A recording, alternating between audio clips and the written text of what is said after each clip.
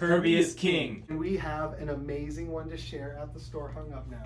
You don't see many of these left, but you have Jack Kirby right here in one of the very few pieces that Jack Kirby inked himself. You often see him doing pencil work that other people interpret. So this is just such a special piece to me because it's literally like he was told everyone will remember this print more than almost anything else you draw. And that was what he came up with. And let me tell you, just looking at this image up close, everything Kirby, everything he was known for is right here. Look at that fist. That could be the size of a small person probably, or even a large person. You got a rocket back there. You got a lot, there's a lot going on. You got Bucky, you got some bad guys, you know, forced perspective. Look at that leg. Look at that calf muscle. And then you have that squiggly line. He really does well for musculature that almost no one does. It's a really, really interesting thing with the little bits of white. You see lots of thin white in the machinery over the black, like right there. That there was probably white over black. And you just see such a technical level that you don't expect if you only see Vince Colletta inking him. Yeah, Vince, you know, he was a, how would you describe Vince? He was very much a deadline guy. It wasn't insane that his work was so bad. It's insane that everyone else put more work into what they did. Because you weren't paid much to do what you did. And Vince Colletta was literally like, I got to finish this before bedtime, yo. So he would just splash of black, you know, over a detailed area. It's like, oh, there are characters in the background, not anymore. But this is not Vince Colletta inking Kirby at all. This is beautiful Kirby showing sunlight coming through that mountain right there with that little bit of white lines. You have that opening light source here, but then you have all the shadow. Even there, the illumination with the lighting. Did we say who inked this? We did. I think it's Jack Kirby himself. It's one of the very few things that Kirby inked himself on. Yeah. Yeah, because he wasn't an inker. He wasn't like Steve Ditko who inked his own comics. He was very much a penciler. Yeah, it's really hard to summon a comic that he inked of himself. Yeah. But just things I like about this is that how inhuman Captain America looks right here, because you know, a person couldn't look like this. Like his foot is like on top of the cabinet, but then it's like lower than the console of the computer. So think like that step. Like it's a completely unreal image almost. And you know, he had criticism for that. You know, a lot of people did criticize Kirby. And I believe it was Neil Adams who said in a documentary, who was like, yeah, but you remember it. You remember everything that he drew. Yeah, and so even though his foot steps all the way on top of this computer console near that guy's, you know, forearm there from the ground, and that's like, how tall would he have to be, or how tall would this guy have to be if that was actually real? Yeah, exactly. But it just captures the moment of him bursting forth and defeating evil. And you know, Kirby, he drew the best fists. He drew the best hands. Like, that looks like a hand that's coming at you. Almost like a 3D, like, it would be interesting to see this as like a 3D poster. Because, I mean, look at, that hand, I just keep looking at it, that forearm, that's massive. And when talking about that hand, it really is part of a circular frame that really is like the perspective leading in. But the interesting thing is I can't see a focal point specifically on an object or person. So your eye is just always looking first at the fist, and then it's like always looking around and taking in the whole image. Like there's motion in the composition by making you not look at one specific thing and give you a focal point. It's a whole scene. And then you're also kind of like filling in the blanks yourself, like what's going on here? Is that a bomb? Is that a rocket? Is something sinister happening? Like, why does this guy have a gun? Why is he... It's almost telling a story. Because this could be when Captain America becomes frozen. This could be when the rocket launches and he falls off it into the ocean and freezes. Or it could be in a sci-fi future and not related at all to then. But you do have Bucky being alive, so that kind of points to it being World War II. Kirby is king. That's not a Nazi swastika, you know? Like, it's in some ways it's unlikely that this is World War II because of the high-tech gadgetry you see the military having, the German military. So, I mean, it could be World War II. It could be sci-fi future. That we don't even know if that's Steve Rogers, really. No. Like what if that's like Sam Wilson, you know? Like, and that's a nomad, Jack Monroe. But I'll tell you what it is. That's a Captain America. Yeah. That is the classic Kirby Captain America. And it's even looking at over here, that foot is bigger than that guy's hand. Yeah. And that's not too far away from where he's standing. So, it's that comic book language where, it's such a striking image because so much of it doesn't make sense. He'd have to be 8 feet tall, maybe. He's bigger than the mountain in the background, than what you see of the mountain. Oh, there's a mountain. I think that's a mountain range. That could very well be. And I think that it's showing you that the mountain is about that tall with that white area, but I honestly don't know. You could very well be right, but I'll tell you, if I was in that guy's shoes, I'd be scared. I'd be scared if I saw that busting through the wall like the Kool-Aid Man. There's gonna be some fighting going on. Someone's getting a fat lip and a black eye. And what's cool to point out about this piece is I may not understand this part correctly and be giving misinformation, but I believe at the second San Diego Comic-Con, Jack Kirby had this print at his table. So if you walked up to artists selling their own comic and saying, hey, buy my stuff, you had Kirby with Captain America, the first print that he had ever made, and he was excited to hand and sign you a copy. How do you outdo that? Yeah. And something else about this that I think is kind of sweet, his signature right there. And then also right there. And that is hand signed by Jack Kirby. It's one of the few things we know Roz didn't go sign for him, for sure. We know this series of prints he actually signed. He actually signed it. Yeah. Yeah, I personally have a Wallace Wood piece from this folio that you would get. Yeah, my understanding is it was sold and debuted at the second San Diego Comic-Con. So after the first one, they had this idea to get all the artists together. And then at the con, you could meet them all.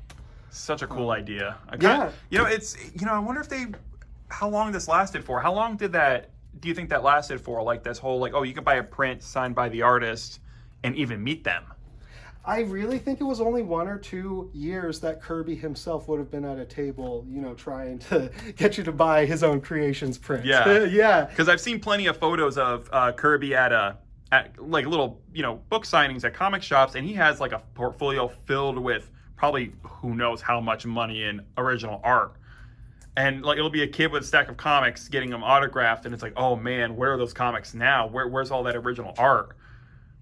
It kind of makes you think. I want to know those details. Well, there was that whole campaign that Will Eisner, Neil Adams, and Kevin Eastman had for Marvel to give Kirby back his original art. Do you know about that?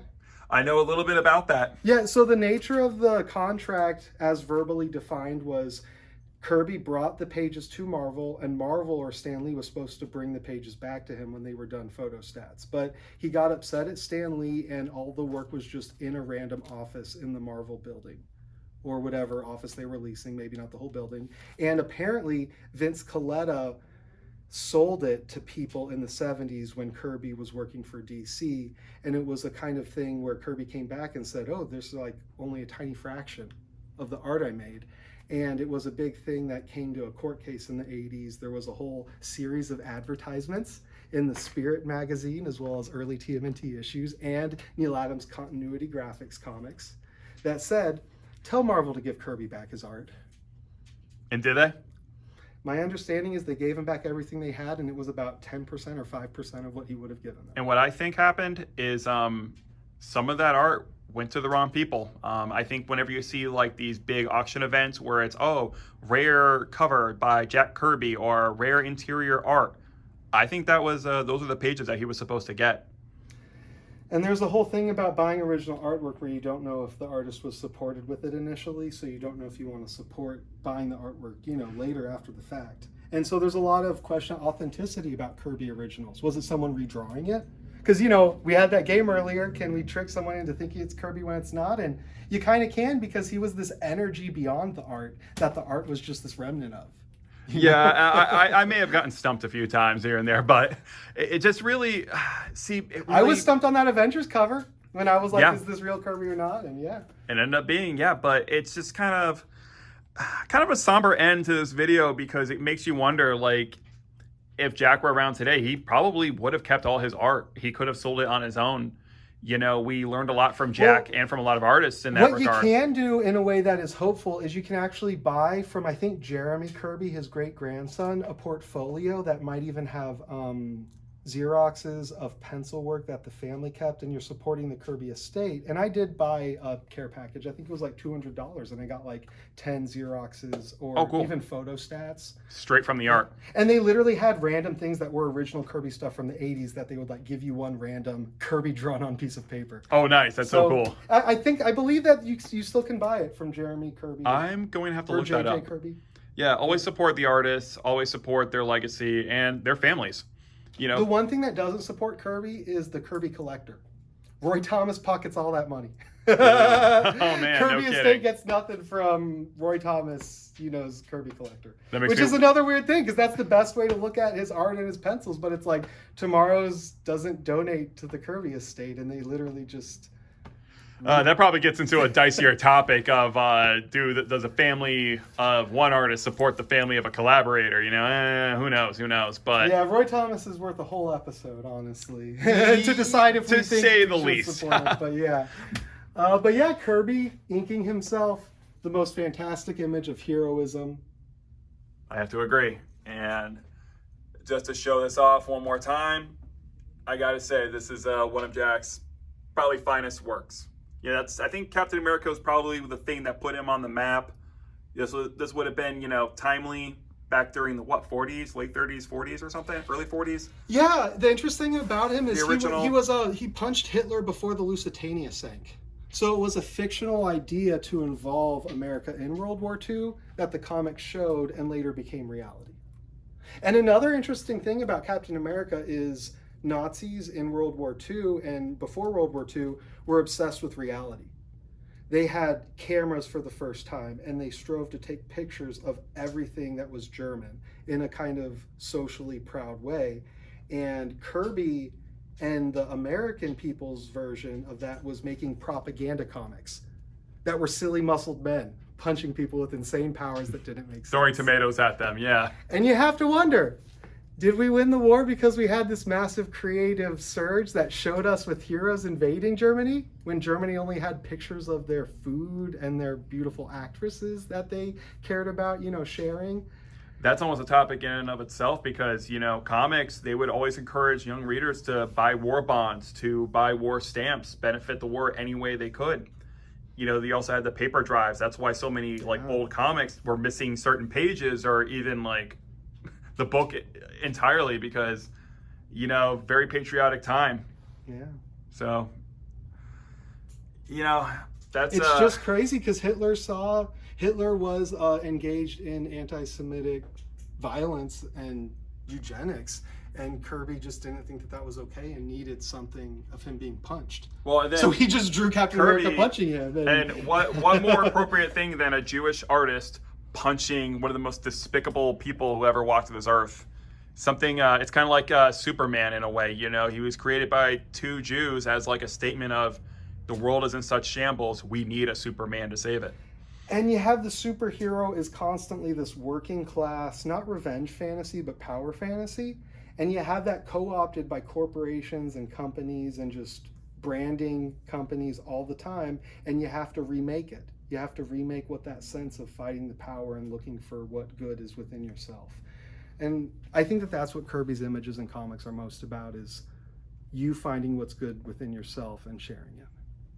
I have to agree. Yeah, so let's end up on that upbeat matter. Support the Kirby estate. Get a Kirby care package. Kirby is king.